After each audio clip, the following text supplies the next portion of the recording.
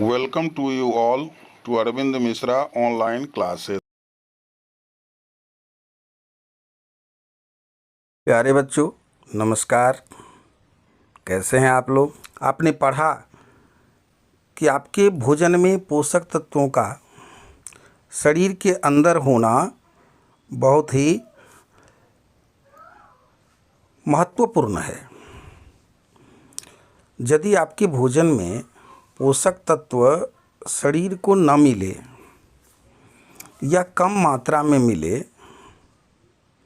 तो क्या होगा?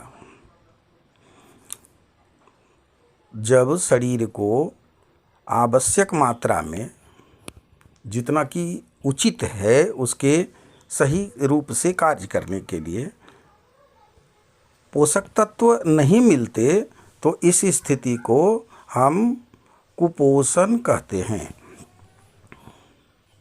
कुपोषण कहते हैं। आइए अब हम कुपोषण के कुछ उदाहरण देखते हैं।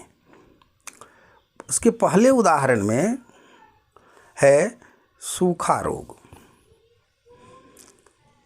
सूखा रोग जिसे कि मैरास्मस के नाम से भी जाना जाता है, यह बच्चे और बड़े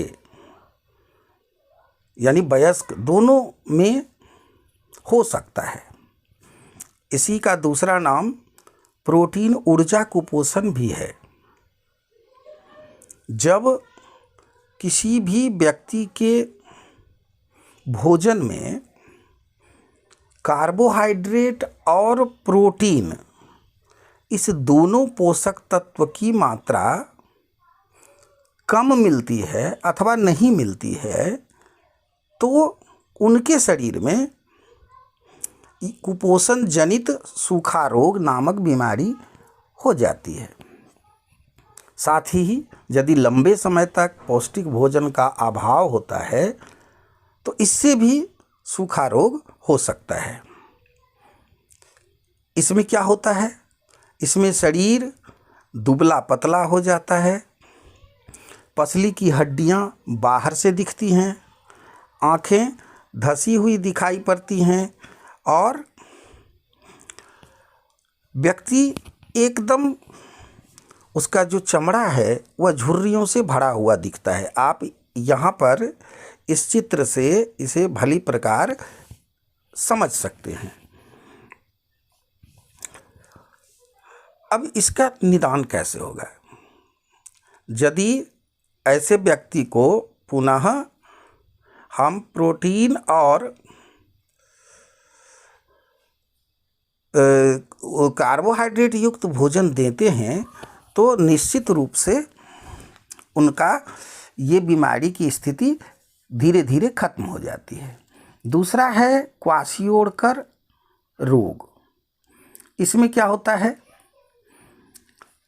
यह 4 साल से कम उम्र के ग्रामीण बच्चों में ज़्यादा दिखता है। क्वाशियोडकर इस बीमारी में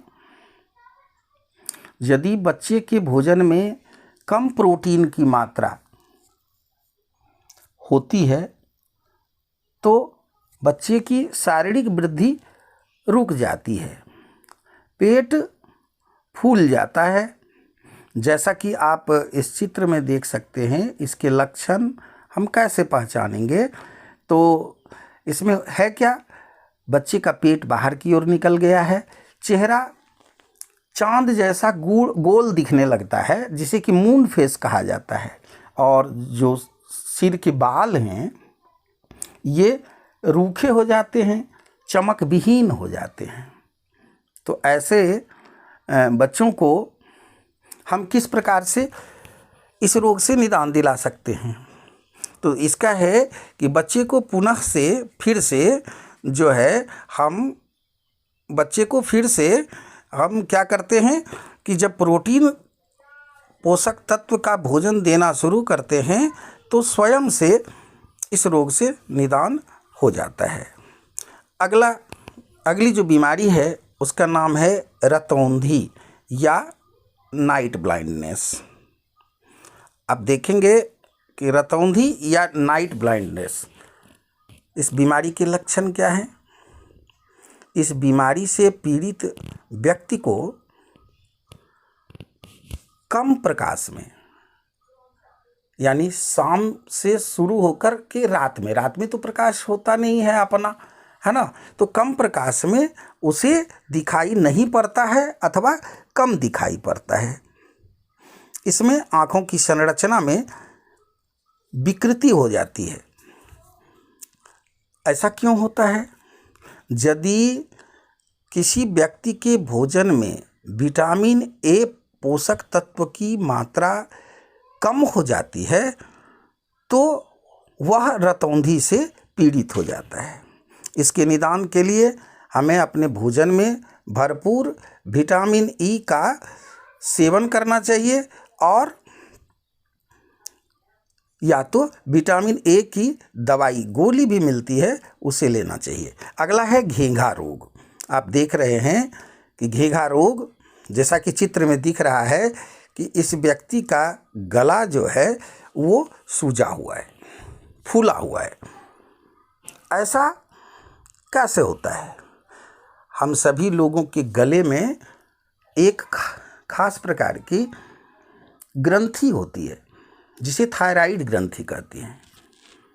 जब हमारे भोजन में आयोडीन नामक खनिज लवण की कमी हो जाती है तो यह थायराइड ग्रंथि फूल जाती है जिससे गला बाहर की ओर लटक जाता है।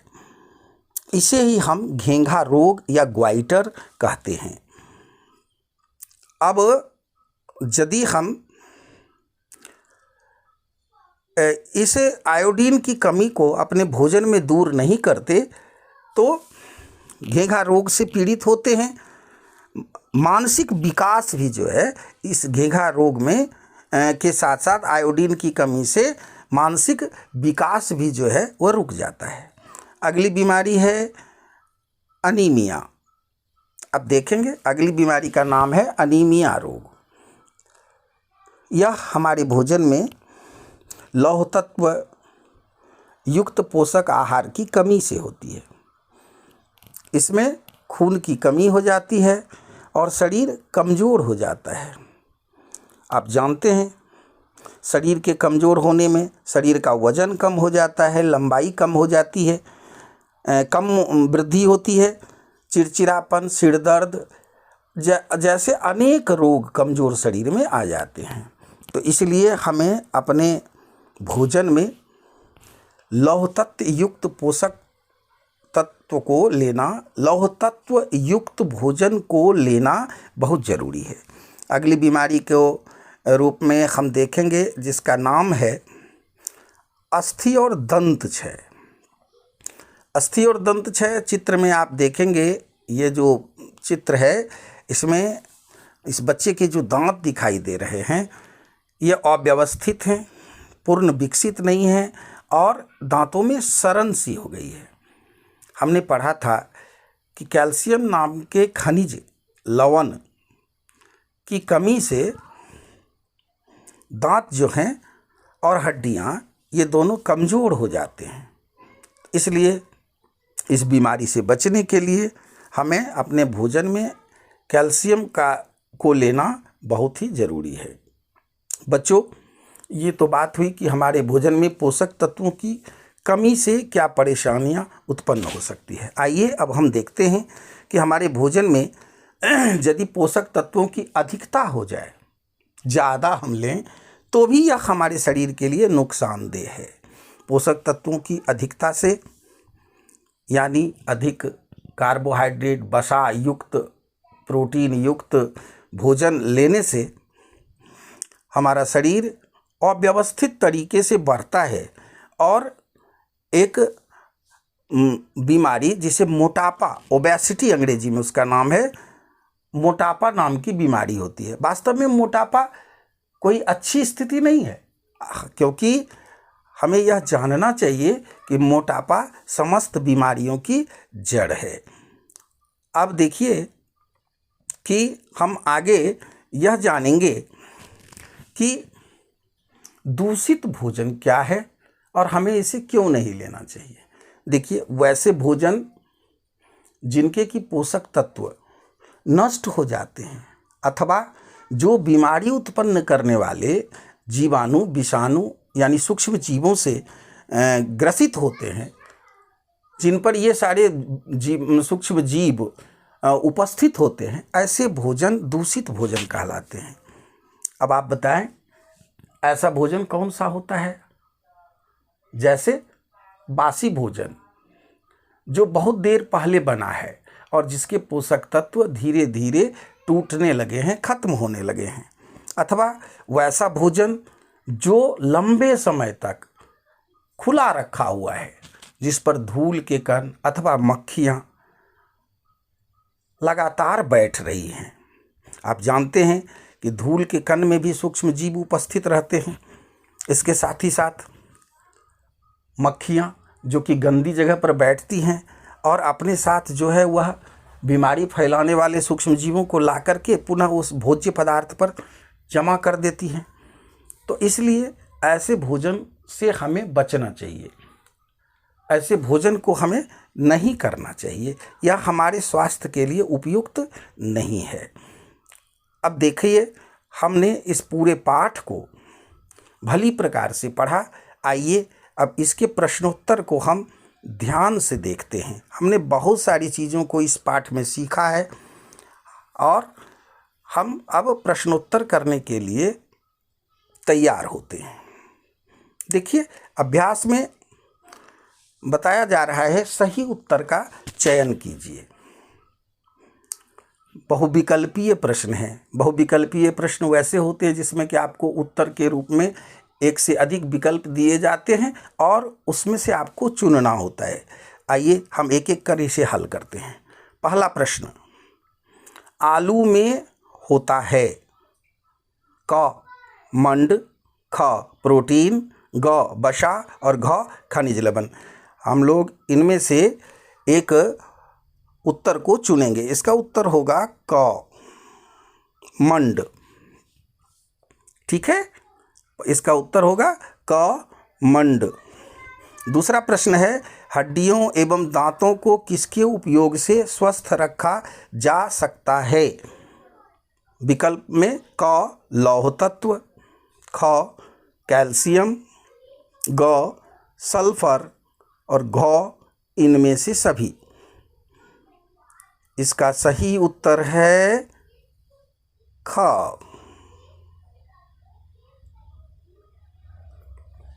कैल्शियम। अगला तीसरा प्रश्न है, इनमें से किसमें पोषक मूल्य शून्य होता है, यानी पोषक मूल्य होता नहीं है? विकल्प क विटामिन, ख रुक्षांश, ग प्रोटीन और घ वसा।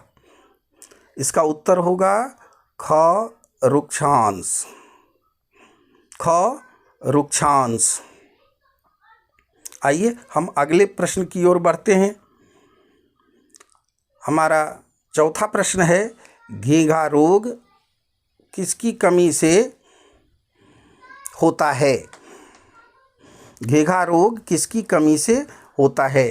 पहला विकल्प है विटामिन सी, दूसरा कैल्शियम, ग में आयोडीन और घ में फास्फोरस। इसका सही उत्तर है आयोडीन। ठीक है, इस तरह से हमने बहुविकल्पीय प्रश्नों को हल कर लिया। अब प्रश्न संख्या 2, इसमें जो है पूछा जा रहा है कि ऐसे दो खाद्य पदार्थों के नाम लिखिए जिनमें निम्न पोषक तत्व प्रचुर मात्रा में उपलब्ध होते हैं। वसा। इसका आंसर होगा जितने भी प्रकार के तेल हैं, घी है अथवा अंडे का पीला हिस्सा, इन सबों में वसा पाई जाती है। मंड में हमको 2 लिखना है, हम लिख सकते हैं चावल, आलू। प्रश्न 3 में रुक्षांश के लिए मांगा जा रहा है, तो रुक्षांश के लिए हम स्रोत में एक लिख सकते हैं, अनाज में से मक्का या मकई, भुट्टा जिसको कहते हैं, जिसे हम कच्चे खाते हैं, और दूसरा सलाद यानी जिसमें कच्ची फल और सब्जियां होती हैं। चौथा प्रश्न में हमको प्रोटीन के 2 स्रोत के बारे में पूछा जा रहा है। तो प्रोटीन में हम लिख सकते हैं दूध और अंडे। आइए अब हम अगले प्रश्न संख्या 3 की ओर चलें। प्रश्न संख्या 3 में हमें सही कथन के सामने टिक का निशान लगाना है और गलत के सामने क्रॉस का निशान लगाना है। अब आप इस कथन को पढ़ेंगे और पढ़ने के बाद हम देखेंगे कि इसमें से कौन सा कथन सही है और कौन सा गलत है। केवल चावल खाने से हम अपने शरीर की पोषण संबंधी आवश्यकताओं को पूरा कर सकते हैं। हमें लगता है कि यह जो है कथन गलत है। दूसरा है संतुलित आहार लेकर अभावजन्य रोगों की रोकथाम की जा सकती है, यानी कुपोषण, अभावजन्य रोग। सही है, ये कथन सही है। तीसरा है शरीर के लिए संतुलित आहार में नाना प्रकार के खाद्य पदार्थ होने चाहिए, ये भी सही है। चौथा, शरीर को सभी पोषक तत्व उपलब्ध कराने के लिए केवल मांस पर्याप्त है। नहीं, ऐसा नहीं है, ये कथन गलत है। तो हमने इस चारों को देखा, इसमें पहला कथन गलत है, दूसरा सही है, तीसरा सही है, लेकिन चौथा फिर से गलत है। अब हम आगे प्रश्न 4 को देखेंगे। इसमें खंड क में अंकित विटामिनों से खंड ख में अभावजन्य रोगों का मिलान कीजिए। बहुत अच्छा, हमें मिलान करना है। तो हम इसमें देखेंगे विटामिन ए, ये जो है विटामिन ए में हमें देखना होगा कि कौन सा होगा। विटामिन ए से दृष्टिहीनता होती है। विटामिन ए से क्या होती है? दृष्टिहीनता होती है।